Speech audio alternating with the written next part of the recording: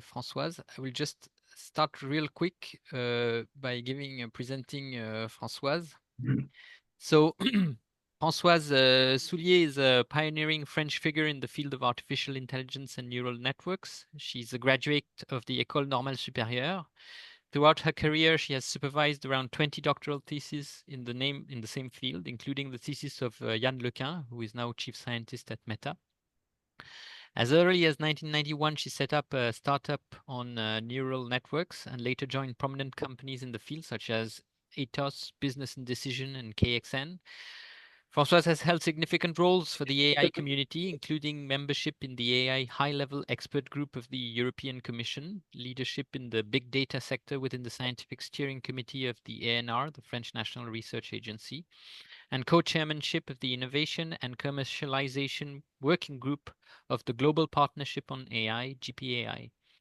With over 150 academic publications and editorial contributions to 13 scientific books, she is now a scientific advisor at Hub France IA. So just before we start, Françoise, I just wanted to tell you that I tried to ask a French large language model the following question: can you write a 5-line bio of Françoise Soulié for Fauchelman? Please give it to me. So this is, I will give it to you for sure. But you see, I had a problem of communication. It had a hard time understanding me because I had asked for 5 lines and it gave me more than 5 lines. And so then I told it was 6 lines and it still had a problem. Only by asking it to make it shorter was it able to get it down to 5 lines. Anyway, this is just a small joke, and I will now let you share your screen and give your presentation. Can you see the screen here? Yes. Is it okay? Yeah, and I just wanted to recall, you will see that periodically during the presentation, Françoise has these dark screens like this when she transitions from one section to the other. Don't hesitate to ask questions during the presentation, and at each black screen, we can ask Françoise to answer them. Thank you. Thank you, Alex. Okay. So I'm not a large language model, so I prefer drawings, right? This is basically how I explain my life, basically, if you want. As you can see, I was first in university and research. So I'm from École Normale. I was a professor at university in Africa, in France, and in China doing research. Originally from math, I moved into computer science, and at university, I was a professor of computer science. And then I moved to industry with startup, consulting, software, everything you can do in industry. So I have a mixed up experience in both worlds. I can still do some research and I can talk with companies, which is what I do everywhere, every day at the France AI.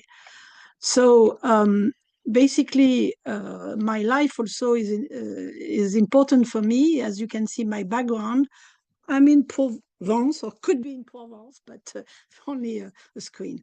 Now, the points I want to cover here are basically what Mehdi said, and then I'm going to build up on what Mehdi said. So first, I will talk about the history of AI, then neural networks, then deep learning, then convolutional neural networks, transformers, and conclusion. All along this trip, I will basically put dates in the slide so you can see. And this is the black slide that Alex was talking about. It's perfectly blue and there's something on it.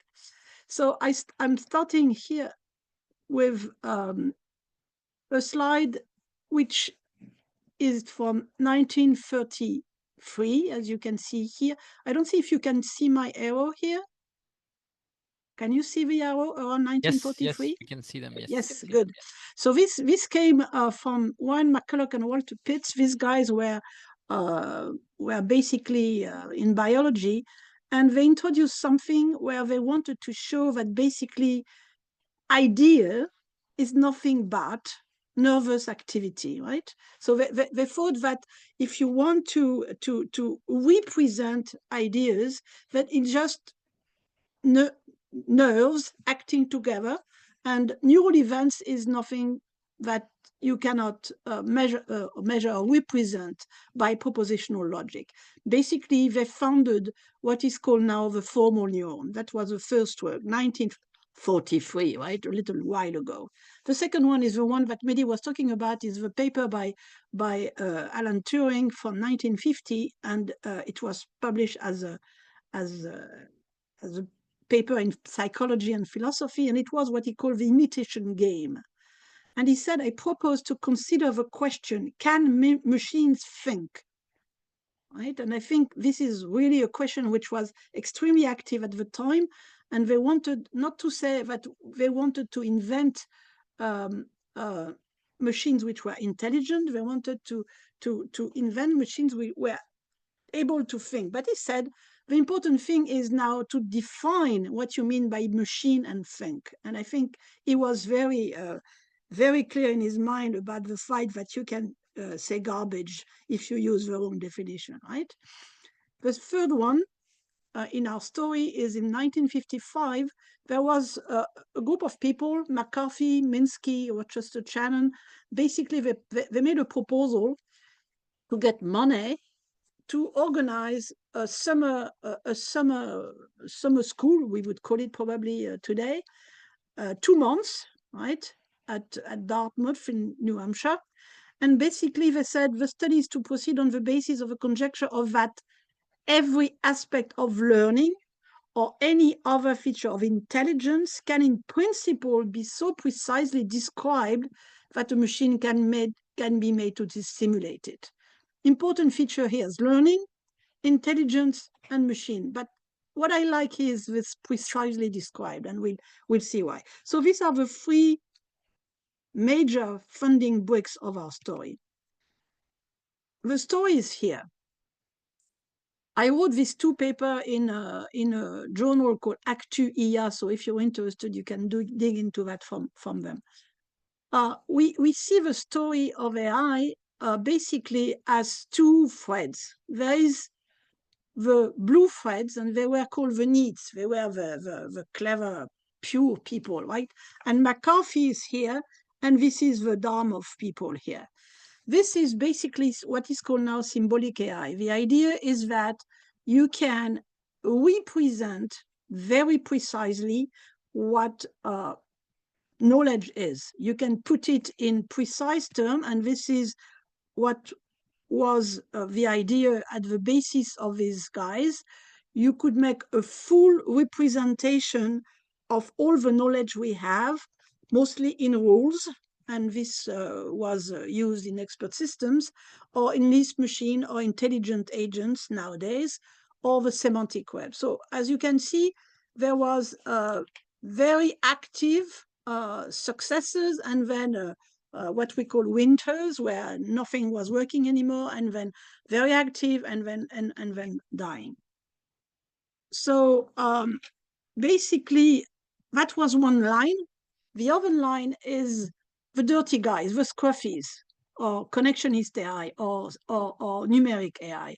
This is in that domain that I did all my work. So basically, it started with the formal neuron. These are these 2, McCulloch and Pitts guy. Then there was something called the perceptron with Minsky, Papert, Rosenblatt. Then there was the neural networks. This is Jeff Hinton that Mehdi was talking about. And then we had all these different development called data mining and machine learning, I will talk about, then big data, then deep learning, and then nowadays transformers. From here to there, this is nowadays called predictive AI. But when I did my work, it was called automata network, then it was called neural network, then it was called data mining, then machine learning, then big data, now deep learning. All these things are the same story, basically. It's called now predictive AI. In 1922, as we will see, transformers came out, and this is now the generative AI, right? So in 2019, these 3 guys got the Turing Prize, which is the Nobel Prize in computer science. And you see here again, Jeff Hinton. Jeff Hinton is also here for the Nobel Prize, but hopefully I can show you. Yes. So the Nobel Prize in 2024, they rewarded basically predictive AI. They rewarded Jeff Hinton and George Harmfield. Jeff basically invented I would say probably most everything that we are using today, right? Jeff was really very, very active in all the development we have. This one in the middle here, so this was physics, and this in chemistry was Demis Hassabis. And Demis is at DeepMind, which is linked to Google, and he has done a lot of work. You might have heard about what was this AlphaGo, which was basically the first program, AI program, which in its days won the competition against the best Go player. So he is responsible for the fact that China immediately jumped into AI because they were really pissed off by that. The price here is something like AlphaGo. It's called AlphaCode, I think. No, Alpha. What's the name of this one? It's for protein, for predicting the structure of protein. But very recently, he's done something else called AlphaCode. So if there is a guy you must follow, it's Demis. Is really impressive. It's more in reinforcement learning. So now if we look at what is numeric AI, basically numeric AI is this one. So from now on, when I say AI, I will talk about this numeric AI. It contains machine learning. And as we will see in machine learning, we have supervised, self-supervised, and unsupervised. Machine learning contains in it neural networks, but there are more things than just neural networks. And neural networks contain deep learning, convolutional or transformers. You see, so basically what Mehdi was talking about was a neural network here, not very deep at the time, but nowadays we have these transformers. So the most characteristic thing about this field here is that it's based upon learning from data. And why is it that we learn? Why not use an algorithm? Well, sometimes you have an algorithm, which can compute the exact solution to your problem, right? Then when use it. If you have it, use it. For example, if you want to compute the multiplication of two matrices, you have an algorithm, you program it, and here is your solution. But there are many, many problems out there where there is no approximate solution, no exact solution. And the best you can do is actually to try and find an approximate solution. And for doing that, usually what you have is just data point, which shows what the problem you're interested is exactly. So you will use an algorithm when you have it. Of course, this is much more efficient than anything else. But when you don't, then you will use this idea of learning an approximate solution with the data. Now, of course, in both cases, the result is a computer program. That's obvious. Now, the important thing is the idea of approximate. It means that at the present time, no AI solution can give you an exact solution. Or stated in other words, it means that all AI solutions these days make mistakes, plenty of mistakes, or just a small amount of mistakes, but they all do, right? So don't expect any AI solution to be fully correct. They are not fully correct. So basically, when you do AI, there is a big difference between programming and machine learning. In programming, you just program your model, your algorithm, that's it. In machine learning, you have two stages. You have a first stage when you will learn the model.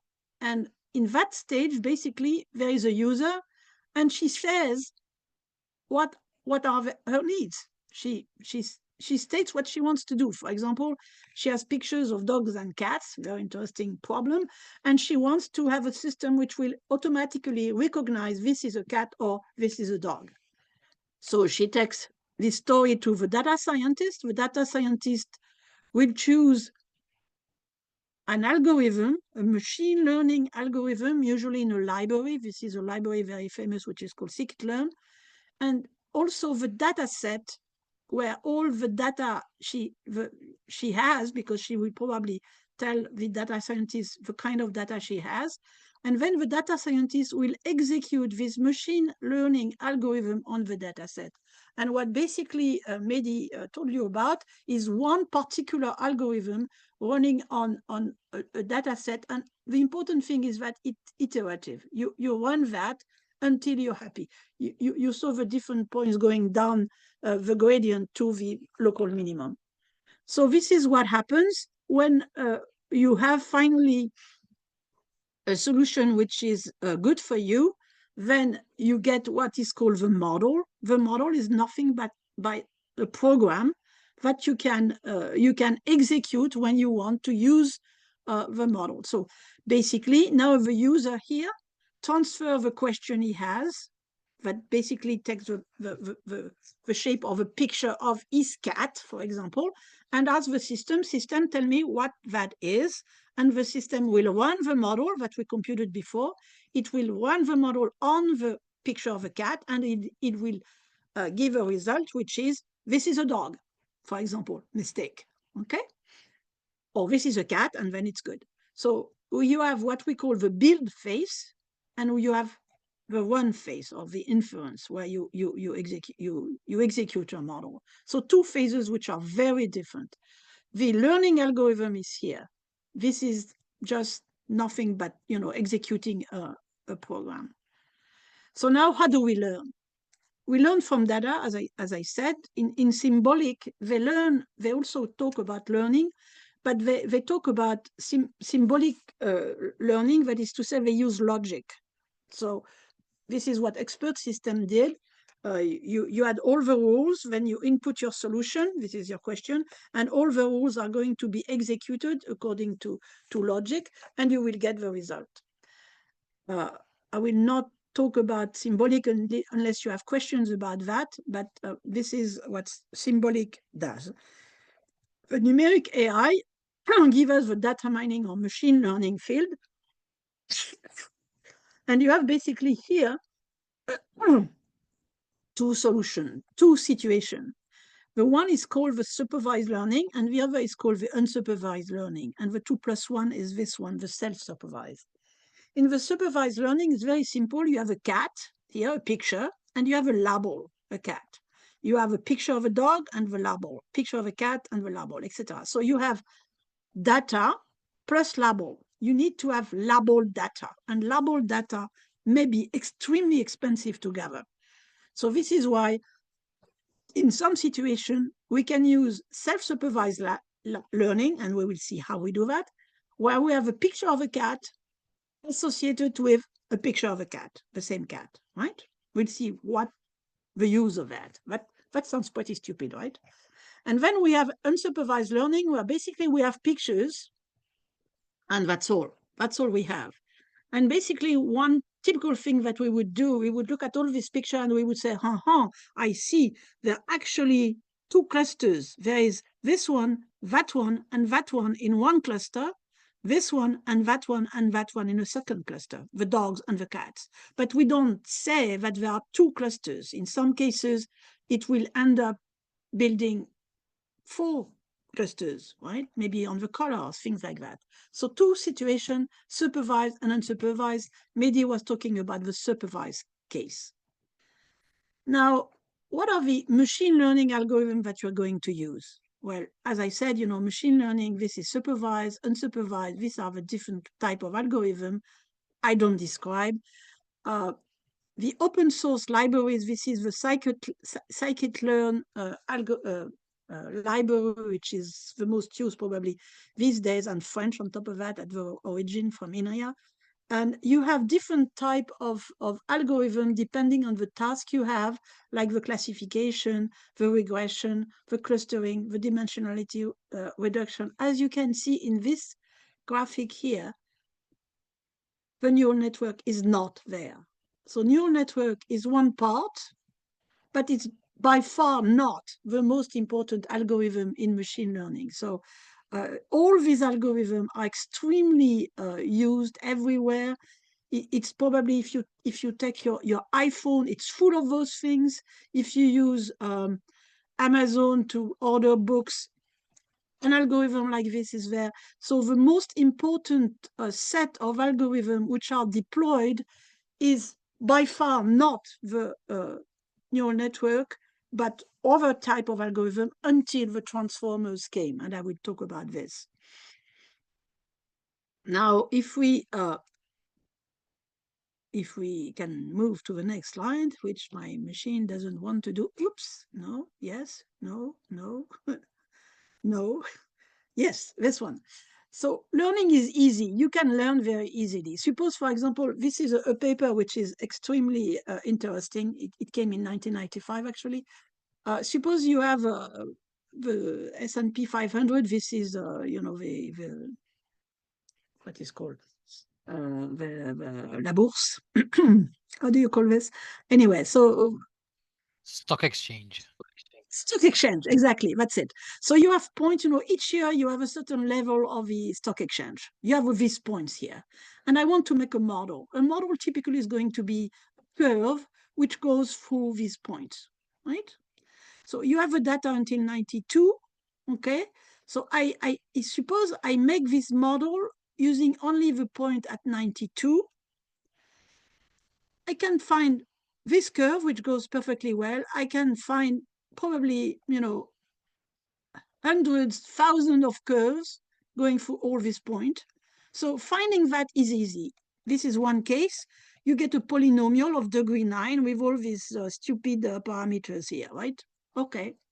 Now 93 comes and you get another point, and then 94, another point. So the question is this model any good? It's good here because it went through all the points I had. So it is precise, it's correct, 100% correct, actually.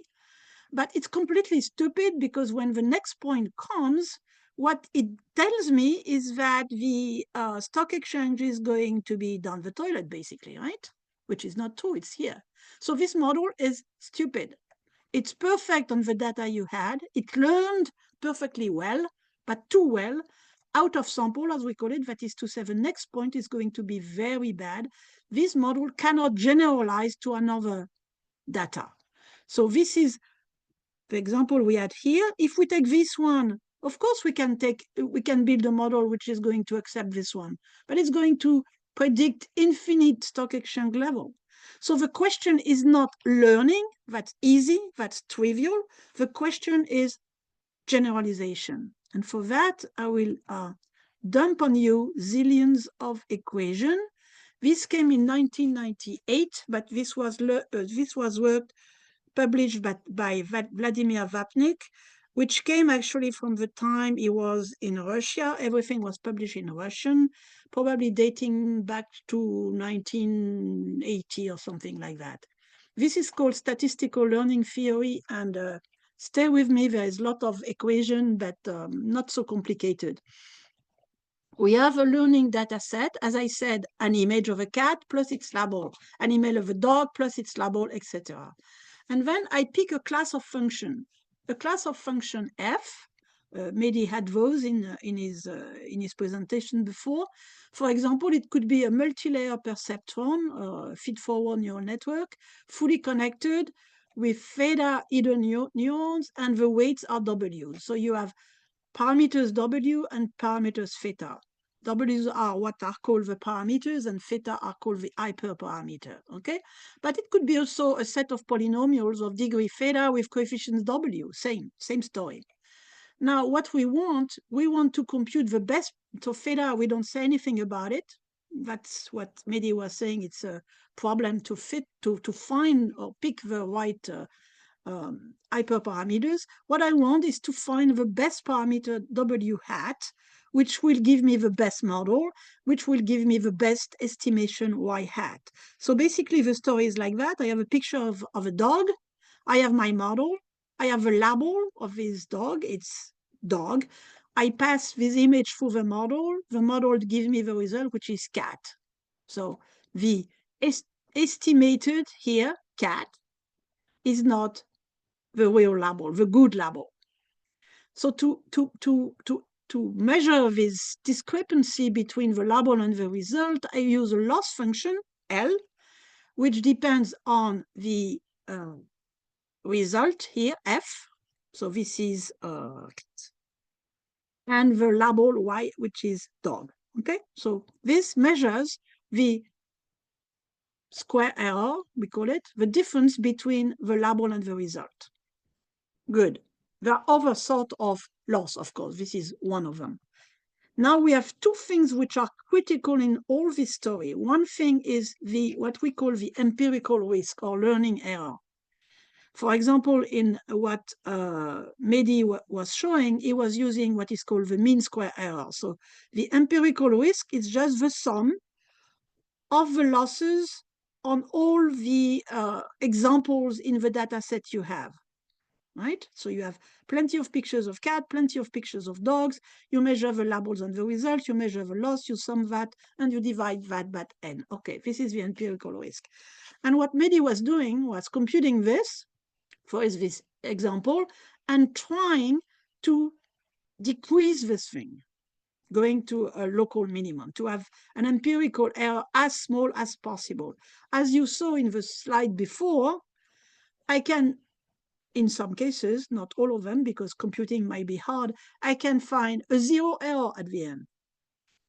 Now, what I'm interested in when I'm talking about generalization is the error you're going to get on any possible example, X, right? So it's what is called the generalization error, which is this integral on all possible X, except that you cannot compute this thing because number one, you don't know the label of any possible X, and number two, you don't know the probability distribution of this thing.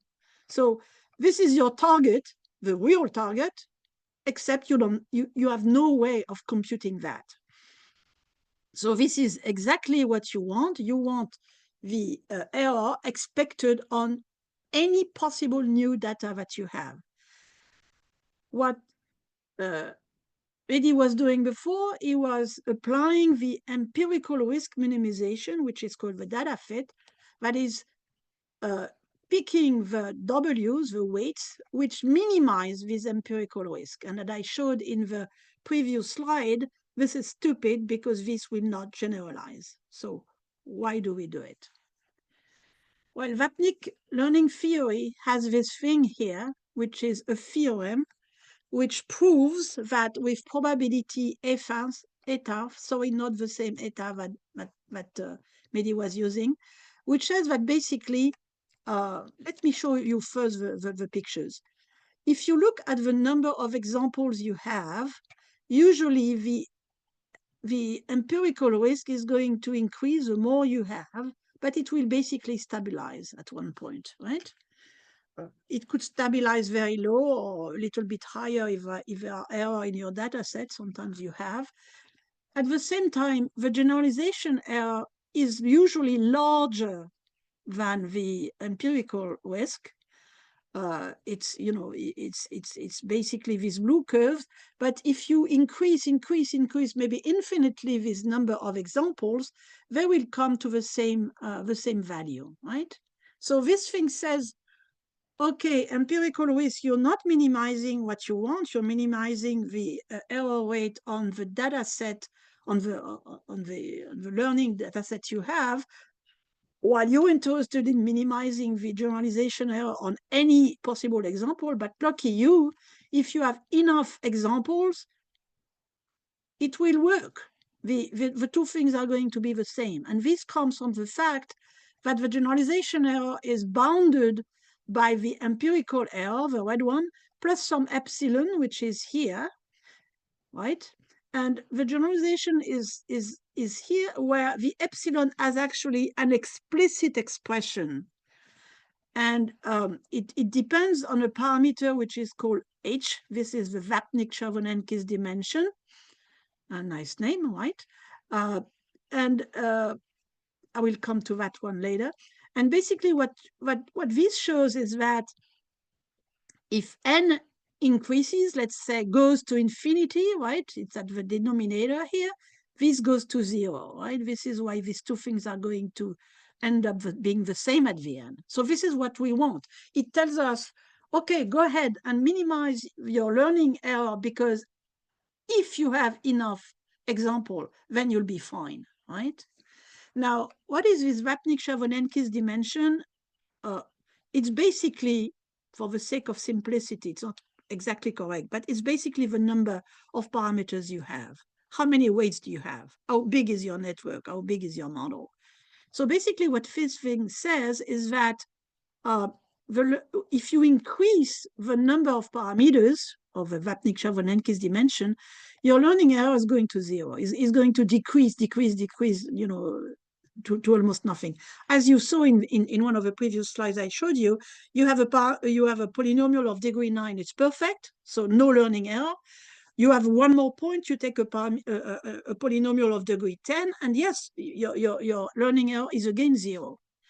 But when you're doing that, at the same time, epsilon is increasing because you have this little h here.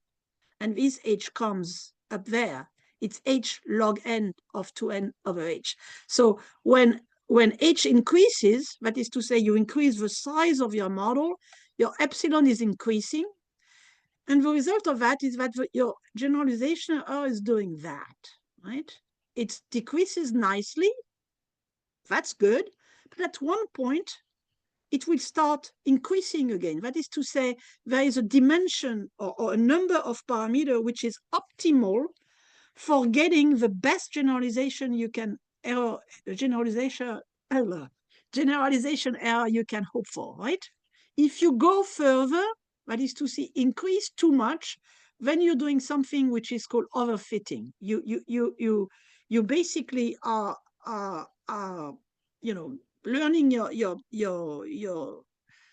training data perfectly well, but your generalization is going really bad. So the whole trick is increase the number of observation of examples, because then you'll be fine, but have the right number of parameters, W's.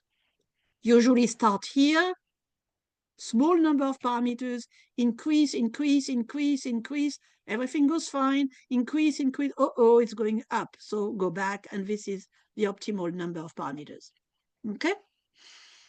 If you don't do that, the results are going to be completely stupid. So this is a blue one. Do we have questions? Yes, we do have. Thank you very much, Françoise.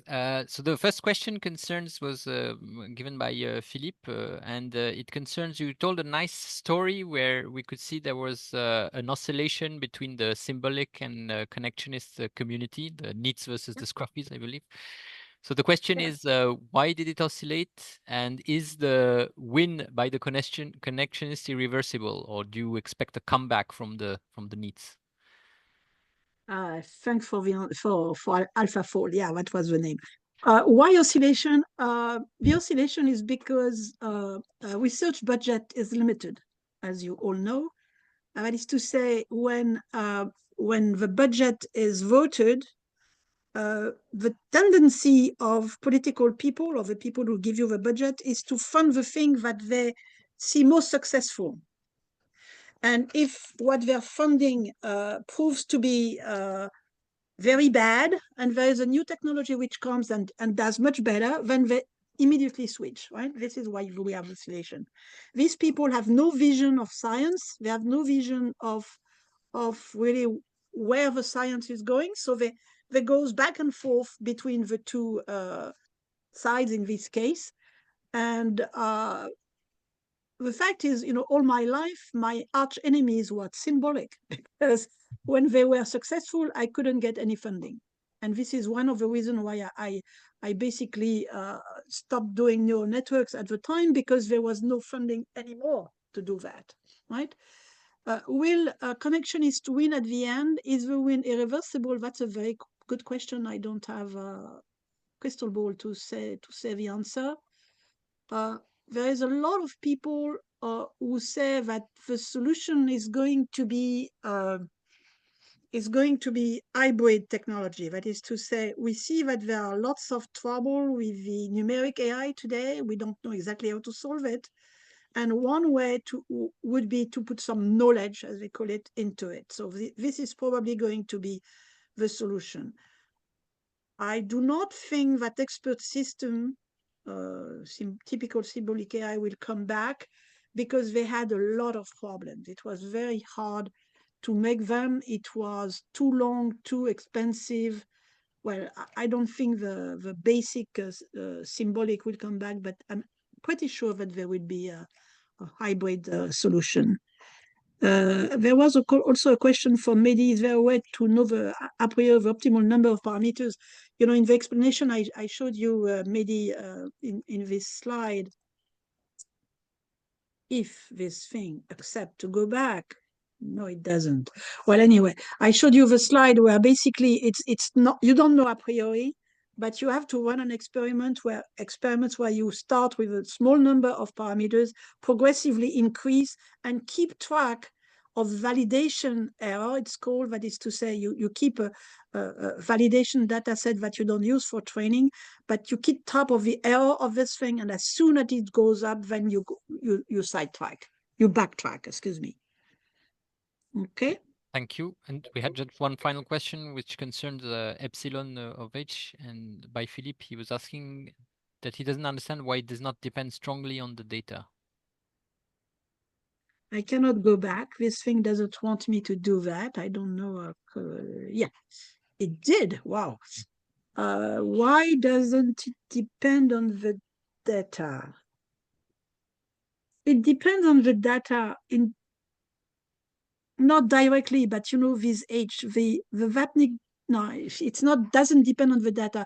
The H here is the dimension of the family of functions that you're using, but it doesn't depend on the data, right?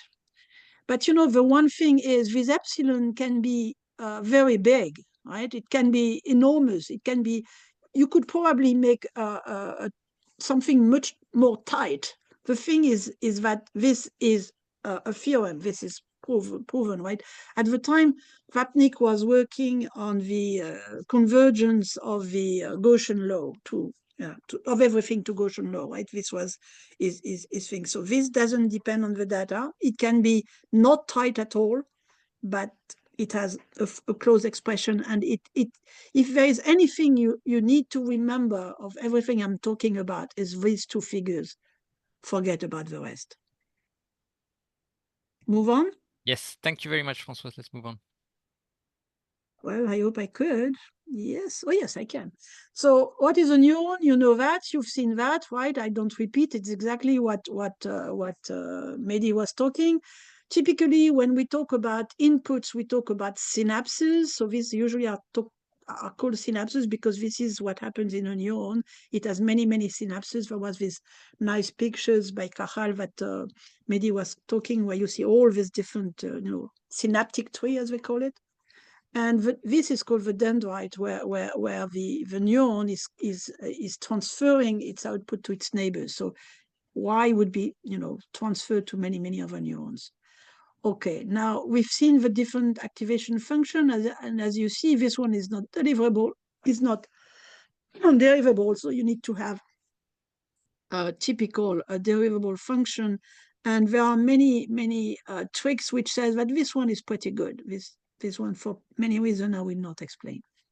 Now, the neural networks are many of those. This is a little collection here, and and in this slide I put you a link here, so where you can go and have a look at all these things. So many different sorts of neural network. The one thing to understand is that an artificial neural network is usually defined by a structure. We have to decide the structure of what we call the architecture and the activation functions. And then you will run a learning algorithm on that artificial neural network, or you can try another learning algorithm. And as you can see, many sorts of these things, right? And I'm not going to explain them all.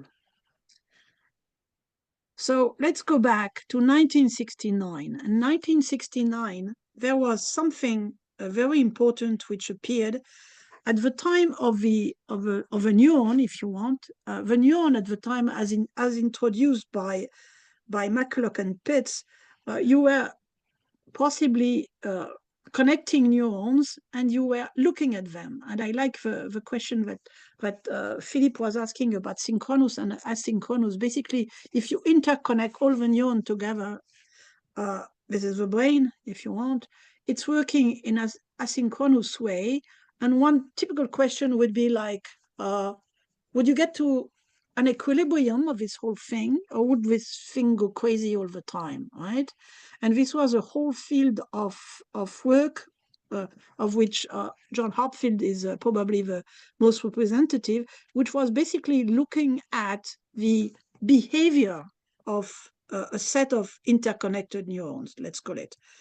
And my thesis was in particular about this kind of topic, looking at whether this thing would become, in equilibrium, would the asynchronous or synchronous or whatever fashion would be better. That was the thing.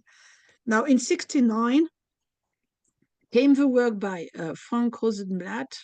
This was more like, these are the dates from the perceptron book.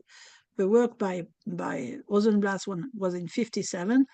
And basically, the most important thing is that instead of looking at the dynamics of a set of neurons, basically what they were doing, they introduced the idea of learning.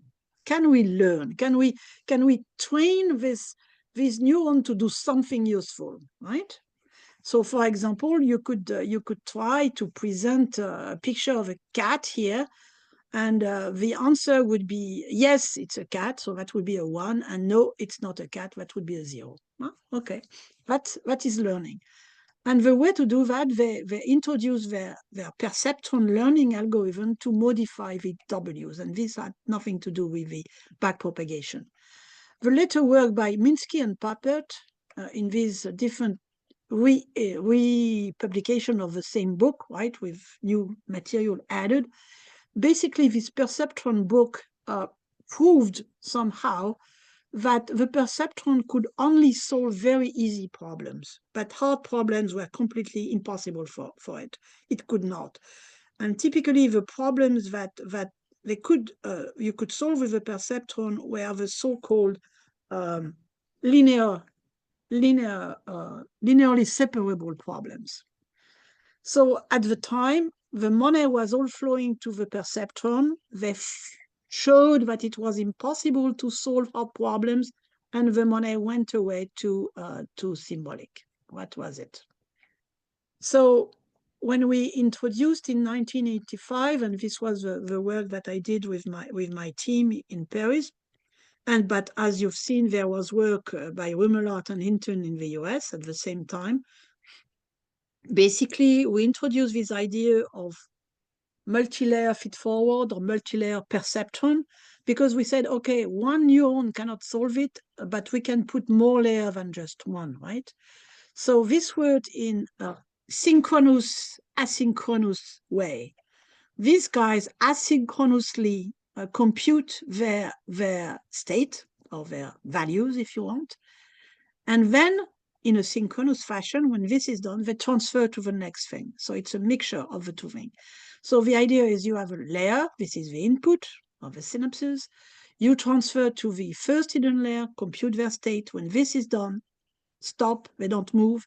They just the next layer which computes. So one layer computes, then the next, etc. Right? So one layer after the other. Okay.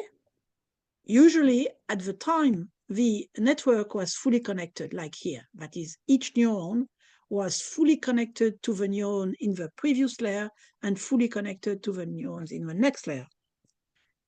Now, this is the theorem we are talking about, and this is the reference I put in the chat. The multi-layer perceptron MLPs are extremely powerful. They can be shown to be universal approximator. Any continuous function on a compact input domain can be approximated to arbitrary accuracy by a 3-layers MLP, not deep, with a sufficiently large number of hidden units and a linear output. And the trouble here is here. Sufficiently large number of hidden units. What if you have 3 layers and 3 billion hidden units, right?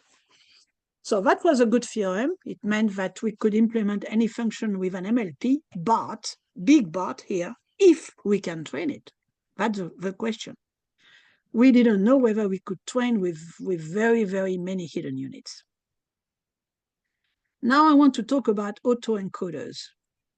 As I said, MLPs learn on labeled data, cat with its label. It's a cat, right? A picture with its label.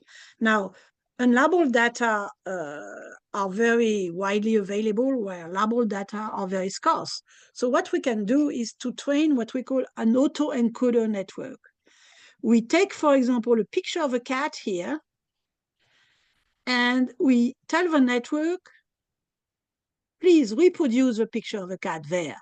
That is to say, the output has to be the input.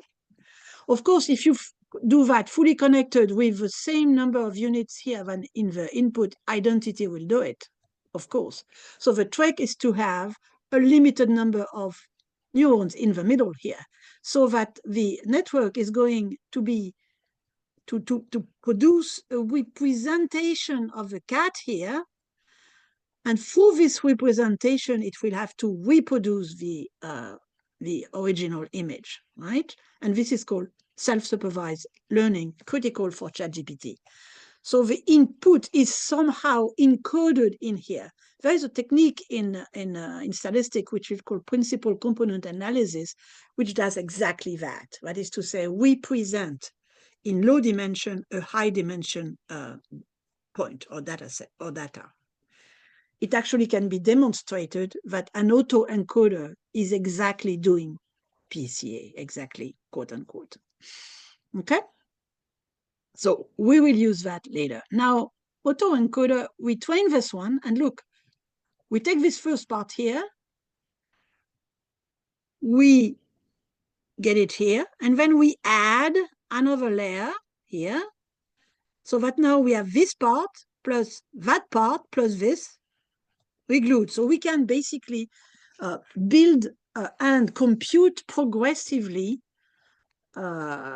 this autoencoder, which is important for computing purposes. Now I have a blue one. Yes, thank you, Françoise. By the way, I believe you have another engagement after 12:30, right? So That's okay. Okay, but not too late because I have another engagement later. Okay, so go ahead. If there are no further questions, no question of time, we can move forward. Yeah, thanks. Alors, deep learning, and this is very critical. We did this kind of computation in 1990 in my team. Basically, suppose you have a budget, you have 8 hidden neurons. That's all you can do. You can only use 8 hidden neurons. That's it. You can compute, you can make a network with the input, the 8 hidden neurons all connected, and 1 output neurons, let's say, fully connected. Total parameters, 64. Architecture, 6 for the input, 8, this is the bias in red, 8 hidden neurons, 1, 6, 8, 1, that's 64 parameters. Remember parameters, connections mean parameters, weights. Weights mean computing these weights, updating them. So this is the amount of computation you will need to update them. Now suppose that instead of 1 hidden layer, I put 2 hidden layers, for example, 5 and 3. So I still have 8 hidden layers, right? Fully connected, yes, only 57 parameters. Suppose I have now 3 hidden layers, 6, 4, 2, 2, 1. Okay, like this, fully connected, 47 parameters. So you see that hidden layer, that's nice because the more hidden layers you have, the less parameters you have to compute. I like that because parameters cost me money when I have to compute them and cost the environment money, right?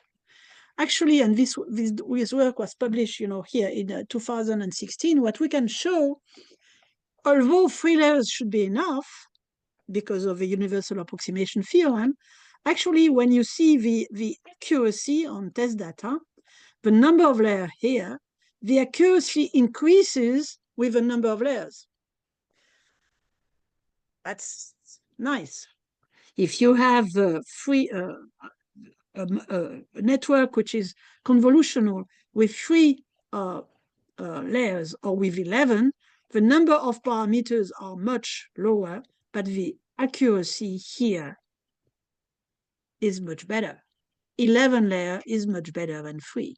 Okay? So the story here tells you what? Tells you with a given number of neurons, put them in many, many layers. So this is where we were.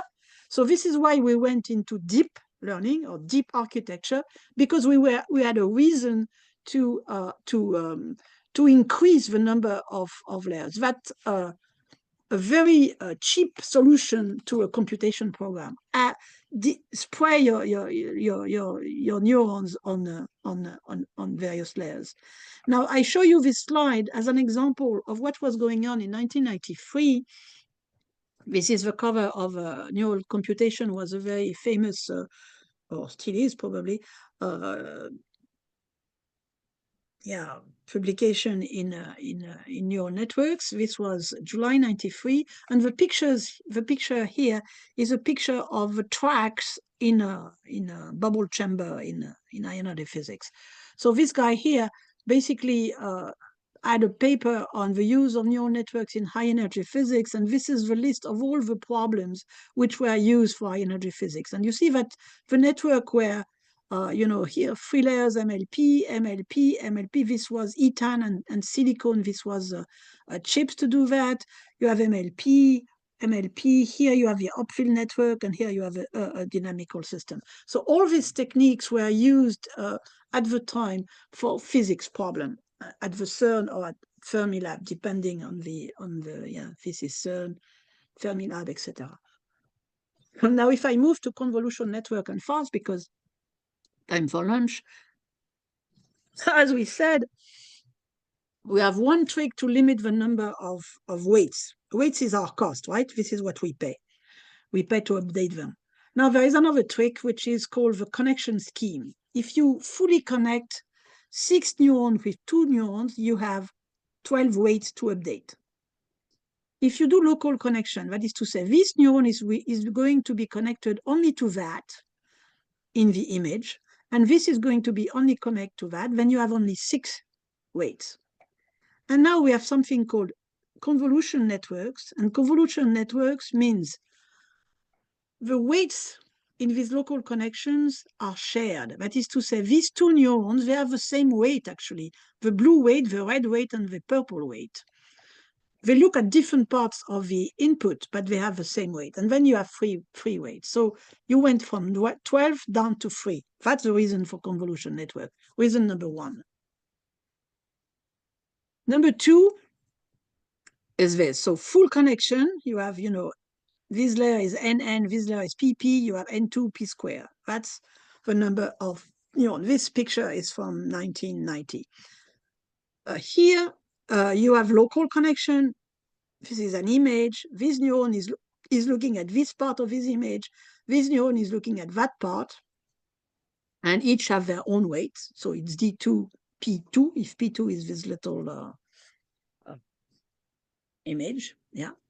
And here you have the shared weights, where they're basically the neurons in this part are connected to this part with these weights in blue.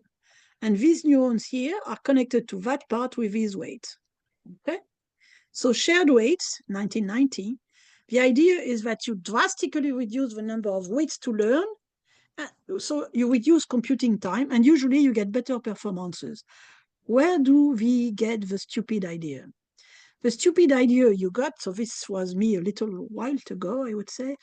In image recognition, you have 2D signals that you process in successive filter banks. And the filters are like this. There are convolution filters, right? Like, you look at the horizontal, like here. You look at the blocks, like there. You look at the diagonal, like here. So basically, what these guys were doing in image processing, they were designing by hand filters and then passing this filter and computing the convolution on the image, and then they would get a set of elementary features, and then they could combine this thing. The trouble is that you have to design this thing by hands, and we said, oh, we want to learn them, and this is exactly what the convolution network is about. It's computing these filters, not by hand, by learning them from the data. So we used this thing, we learn them, you put a wavinar here, a wavinar there, etc., and this wavinar is going all over the place. We use that, for example, in this thesis in 1998, actually work in 1995, 3x3 retina looking at different parts, and we can use that to recognize faces in images. This was Emmanuel Viennet, who's now professor at Villetaneuse. We do the same thing in speech. Speech, as you may know, is something like that. You have the time going here, and you have the filter banks here. So you compute the energy in different filters a long time. So get a picture like that. In that time, as you can see, we had a very deep network with 2 hidden layers, and then the output, the guys here says 1, 2, 3, here it says 3, and we get this output here, which is 3, right? So huge limitation of 16 frequency channel, 65 time frames, and we can recognize speech like that pretty easy. This is another one, this picture that dates from 2014, where you see the image, the first layer, convolution network, right? Convolutions. Second layer, convolution on convolution. Then third, convolution on convolution, etc., etc. And you see that the thing is looking at different parts. This one looks at mouth. This one looks at eye. It looks, etc., etc. And the higher you go, the higher the features are. So basically, this is why the paper that Mehdi presented is called learning representation. Actually, what the network is doing to classify an image into, something, the identity usually, but on its way, it computes representation of its image, and representation higher and higher level, right? That's what is important. The representation in itself has value, because now you could compare an image. Instead of comparing 2 images and computing the distance between the 2 images, which is tricky, you can compute the image of the representation, which is here in a lower dimension, right? So basically, what is interesting in this is that you lower the dimension of the input into a lower representation, like autoencoder also in a lower thing. So as a summary, today, big progress in your network. Hardware is cheap and powerful. The critical word here is GPU. We use that a lot. The size of the available data sets have exploded. We are now talking about billions of examples. The deep neural networks are now very successful. In 2009, Hinton broke the record for accuracy in speech recognition. In 2010, he broke the accuracy in the ImageNet competition by 10%. Everybody was doing 25% error, he did 15%. So this is what triggered actually the movement that we see today. So today, if you're doing image or speech, please use convolution neural networks, otherwise really no go. So then I will probably move to transformer real quick. Do we have questions? Quick questions. Yes, we had a quick question by, I hope it's quick, by Philippe. He says that you are able to reduce the number of weights, so that's good. But in doing so, you are structuring your neural network architecture, make it specific. So it seems to him that you get closer to something symbolic because the neural networks becomes more performant, but become specific to one problem at the same time. So not true. Not true. It's true that the important thing here is to reduce the number of weights, but you should not reduce it, randomly. And this is why I showed the convolution network. The convolution neural network basically, and I showed you this example using what was known at the time on images. We got this idea on convolution filters from what the image people were doing. We wanted to recognize images, and we saw that these guys were doing that by convolution, by filters, and we said, look, we can use this idea, but good, symbolic if you want, knowledge, you're allowed to use your brain, right, in this game. So we use the ideas that these image guys were doing, and at the same time wanted to reduce the number of neurons. Now, if you do convolution networks, and this is one of the good thing about this thing, is that there's something called transfer learning.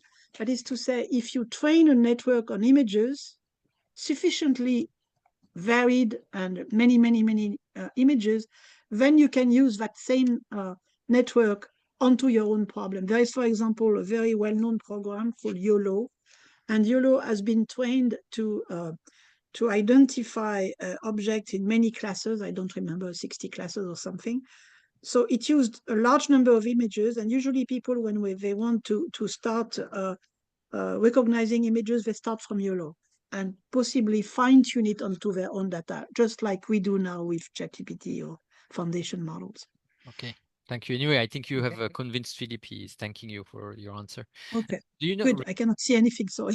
Yeah. Real quick, are there any? I go real quick. Yeah. Are there any theories that attempt at explaining why increasing layers increases accuracy?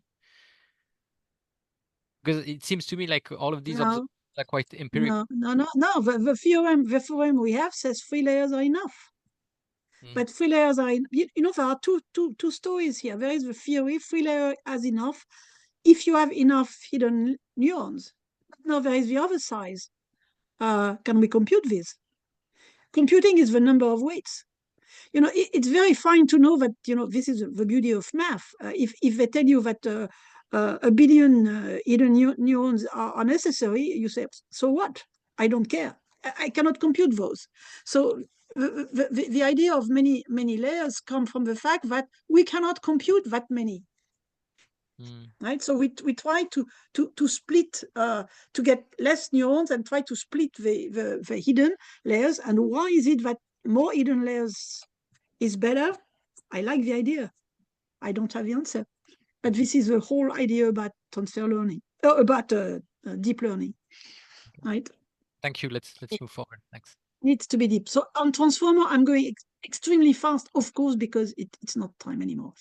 So for text, what one thing is important is the position of a word in the text. That is, text is a sequence of words, right? So the positions, for example, if I take a sentence should I take recurrent neural network, long-term, short-term neural network in particular, have been firmly established 2 state-of-the-art approaches in blah, blah, blah. When I use all this sequence here, there is probably one point where a word is going to be ambiguous. And to understand what this word means or what this word is about, you need to go back into the sentence. So if you do not have any memory of more than 2 words back, then you will not be able to understand speaking.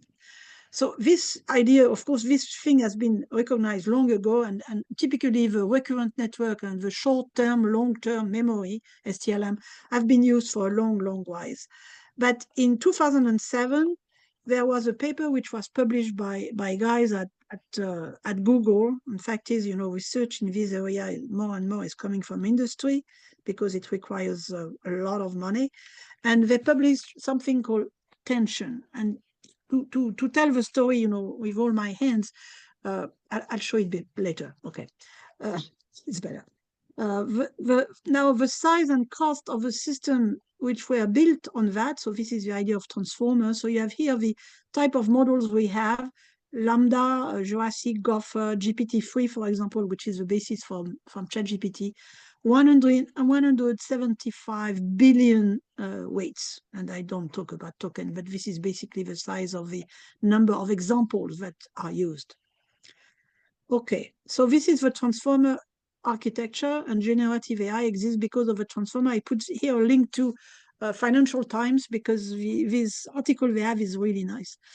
Basically, what this system does, it takes the sentence like the Financial Times is, and by a mechanism of encoder-decoder, like the autoencoder thing I showed you before, is to find when you present a sentence the next word. So basically this thing does nothing but predicting the next word.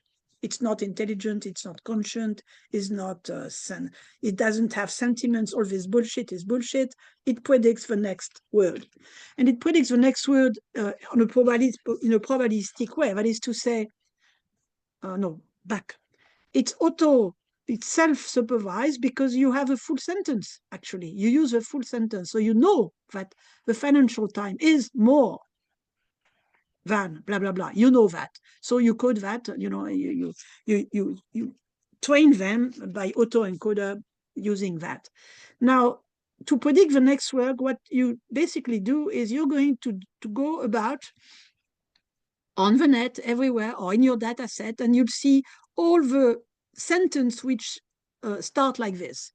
So you find this sentence about economics and podcast maybe 3 times. You find this one more than just a print product, where you find it 100 times, this one 60 times, and this one 3 times. Okay, so this one wins because you find it more frequently, so the next word is going to be more. Okay, so that is as stupid as that. You just look through your entire database until you find the word which is most frequently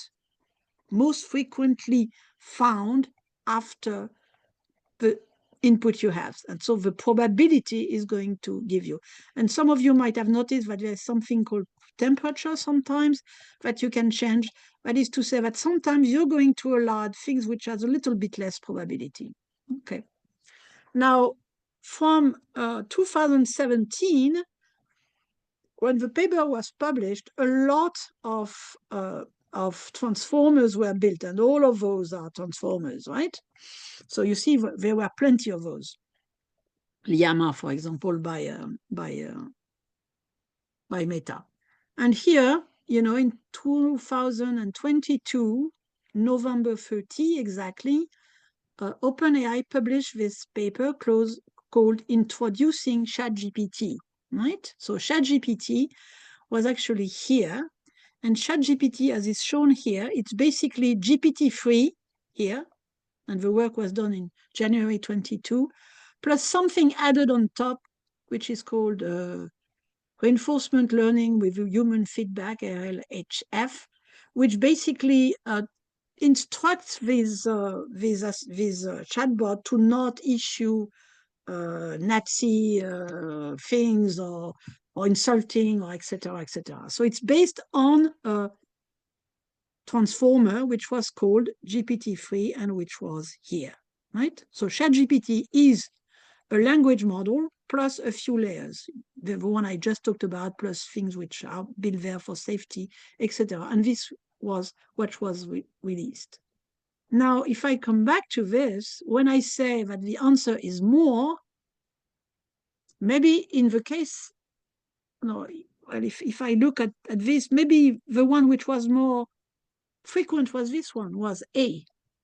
But actually, it was wrong. So it can make a mistake, right? This mechanism can make mistakes. So if you look now at numeric AI, until 2022, we had what is called predictive AI, so classification and prediction, so more analytic. And from 2022, in addition to that, but based exactly on the same techniques, except from some, changes, transformers are the same as deep learning, trained in the same fashion with just a little sort of neurons attention in the architecture, which is different. The goal of generative AI now is to produce content. So it's not classification, not prediction, but producing contents. And this we could call creative with a big question mark. Of course, it doesn't create anything, right? Okay, that's what we've seen. Now, in the conclusion, I will go fast on conclusion. And first, I will talk about, so you see this data here. You see the size of the model, the number of parameters, the N I was showing when I showed you the drawing with Vapnik. In time, and this is, of course, logarithmic, the size of the models, this is perceptron here. And here we have some of the most recent LLM, right? Large language model. for example, GPT-3 is probably around there. Now we have another parameter which is called D, the number of examples we have, the size of a training data set, and same thing, this goes like this, right? When the backpropagation paper was published, the one that Mehdi just shows, we were here. Now we are there, right? In 1 trillion instead of 100. And the last thing is C, the computation time, computation needed to update all these weights. And you see that again, this thing perceptron is here, and now we're there, 10 billion. Okay, good. All these things do one thing, they go exponentially. And oops, and actually there is a scaling law which is shown here, which shows that there is a relationship between N, the size of the model, D, the size of a training set, which is given like this, where these two constants depend on the training cost you are given yourself. So just remember that everything is going exponentially, and there is a relationship between them. You cannot take a very big network with very few examples to train it at zero cost. No way. So the cost of training is just exploding like crazy, right? $930 to 131.4 million, which means that the cost of training one model is basically killing the planet. You see here the consumption in CO2 for a car lifetime. This is 126K. And with a transformer, it's 626, right? So it's as if you were using 6 cars. Now, the cost of using is also terrible. If you use Google search or AI-powered Google search, you multiply by 10 the cost. That is to say, you're using energy and everything bad for the planet when you do generative AI. So massive impact on environment of generative AI, and this is not sustainable. So the technical challenge, and that will be the last slide. First, the data. We need a large volume of labeled data. And here is a picture which comes from a paper where they show that typically the number of data we have in time, right, and the number of data we are using, well, we are reaching the limit. After that, we have no data. That's finished. That's over, right? Yet, if you want to increase performances, you need to increase the number of data.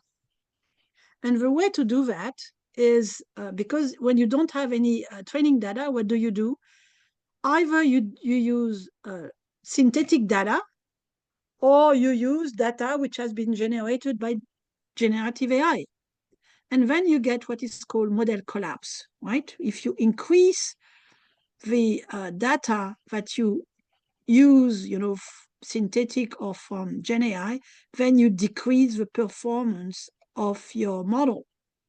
So we don't know what we will do. If you want more data, there is no data. The second thing is explainability. I will not talk about that. The last one is what is called the bias, right? The bias in data. Well, the algorithms are biased. I will not explain that.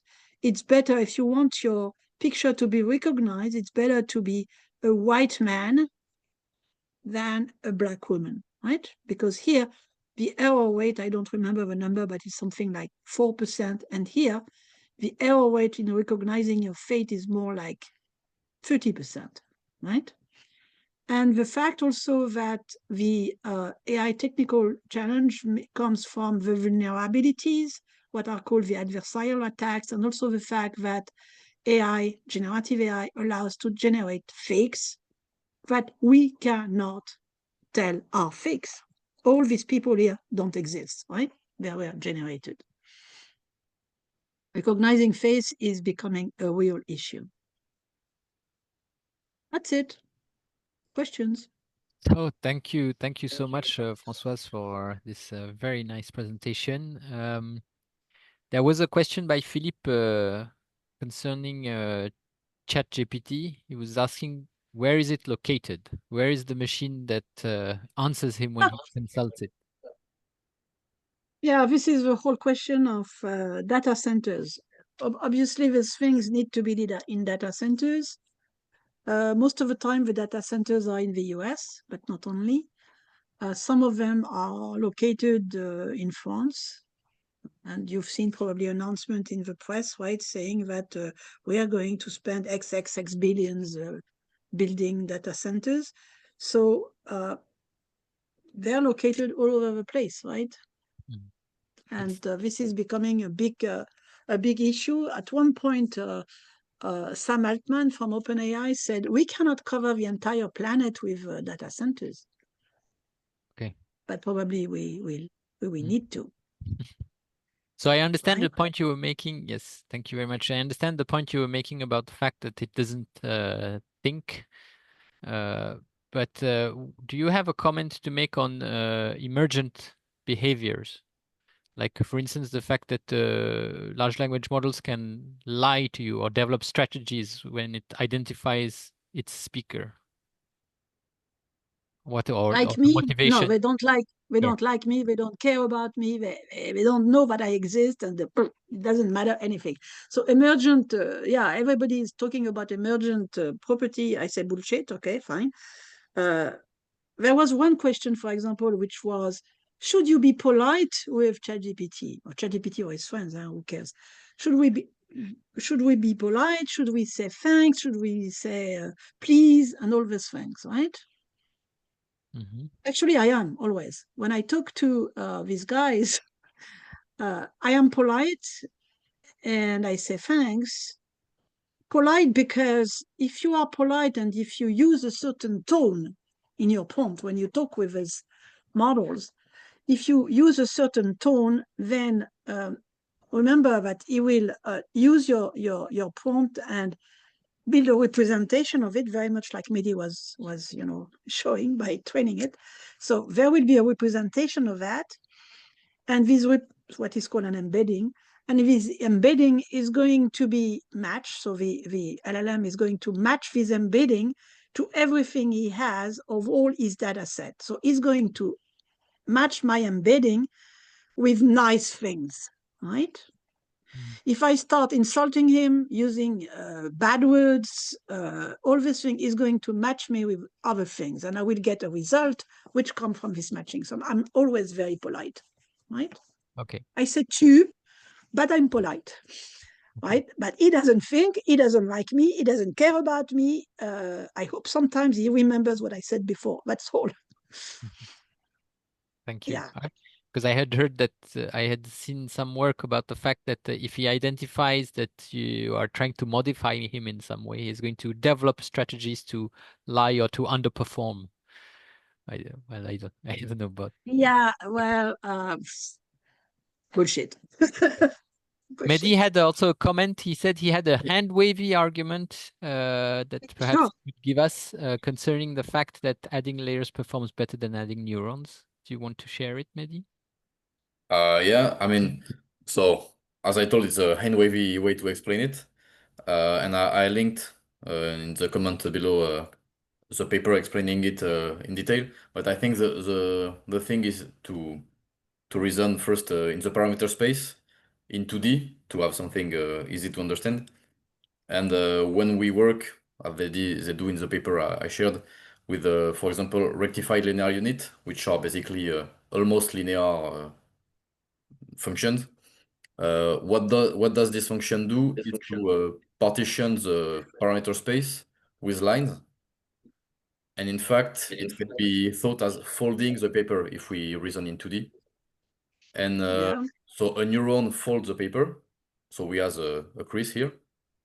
And the next neuron in the same layer will deploy the paper and do another fold. So by adding layers, we will add successive folds. and we can show it goes n squared, with n being the number of neurons. But if we go deep, we fold, and we keep the fold paper and fold on it. And so we can show once again that this time it goes 2 to the power of n. So this is an exponential way of delimiting region and or areas in the parameter space. And that's one possible explanation to say that deep neural networks are more versatile and can distribute more points in the parameter space. That's one way I know. Yeah. Okay. There is also the fact that if you think of that, but what this thing is doing is trying to build a representation, right, in low dimension. So if you want to build a representation in low dimension, again, what the image people were doing, they were trying to first build a representation of an image with low level filters like vertical, diagonals, etc., and then they would build higher type of features, combination of those, etc., etc. And this is actually what seems to be what the network, what the brain is doing. We have layers of analysis of the input which progressively build this thing. And I will have to stop because I will have to go to the next. I have to. Yes, I would like to thank you both speakers for these excellent presentations. I think it is very important in the current state of affairs to understand what is going on with AI, both in the history and the basics, as Philippe was saying in the chat. So thank you very much, and hope to see you again Thank you. sometime. Goodbye. Thank you for the invitation. See you. Goodbye. Bye.